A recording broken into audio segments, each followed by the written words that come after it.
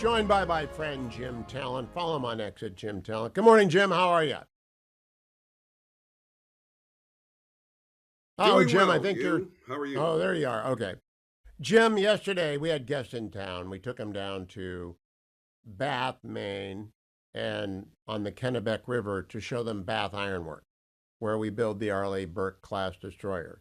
And the Patrick Gallagher is about to do sea trials. Basilone, John Basilone destroyer, is about to be out to sea. And there's another one. There are three.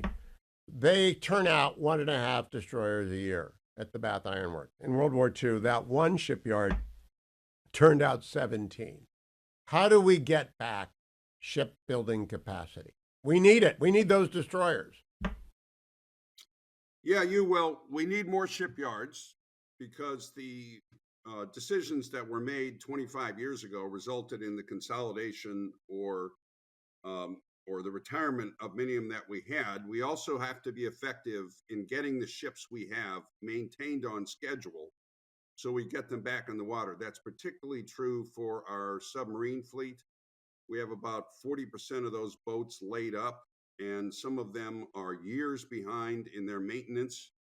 So, we have to try and reverse the effect of 25 years of policies, and we have to do it as quickly as possible. And all I will say, you, is that I warned them.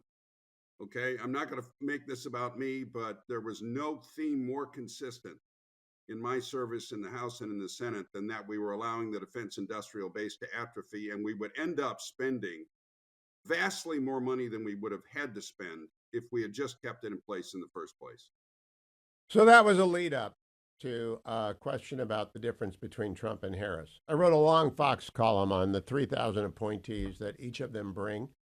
How different would the Department of Defense under Donald Trump be from the Department of Defense under Kamala Harris? Totally counterfactual, totally prophetic and speculative, but what would the Trump DOD Part 2 be versus the Harris DOD Part 1? Well, there's no issue more important, I think, to Donald Trump, more at his core. And most politicians have a few issues that are really at their core than reindustrializing America. And in his case, I mean, the president obviously understands from his first term that a really good way to do that is to rebuild the defense industrial base. And I think he will appoint people, whether it's a Robert O'Brien or a Pompeo or a Gallagher or a Cotton, and people like them, not only in OSD, the Office of Secretary of Defense, but service secretaries also. And they're going to be the key people. I mean, it was John Lehman who rebuilt the Navy in the 80s, and he was the Secretary of the Navy. Obviously, Cap Weinberger supported him. So those are the kind of people we're going to get.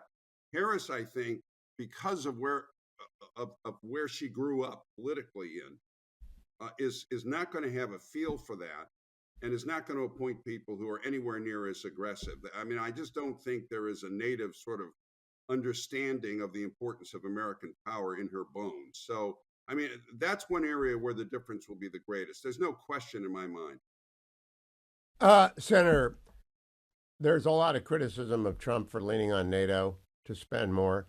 I think under Harris, the criticism will be she's not spending enough. She's going to define adequate down as opposed to Trump defining adequate up.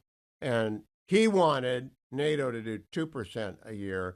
We just fell under 3% a year GDP on defense.